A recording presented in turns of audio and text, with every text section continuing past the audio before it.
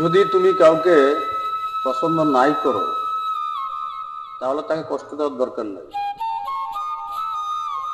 যদি কাউকে তুমি ভালো নাই বাসো তাহলে তাকে কষ্ট দেওয়ার দরকার নেই। পারলে তার থেকে দূরে সরে যাও। সে যত তোমাকে দেখবে ততই সে কষ্ট হবে, কারণ সে তোমাকে অনেক ভালোবাসে। ভালোবাসা এমন একটা জিনিস যা ধনী গরিব হিন্দু মুসলিম ভেদাভেদ করে আসে। একটা জিনিস মাথায় রাখতে হবে, ভালোবাসা আল্লাহর দান এবং আল্লাহর সৃষ্টি।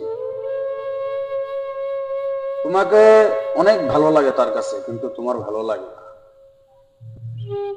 একটা রিকোয়েস্ট, কারো মন ভাঙো না, কারণ মন ভেঙে গেলে ওই মন আর জোড়া লয় না।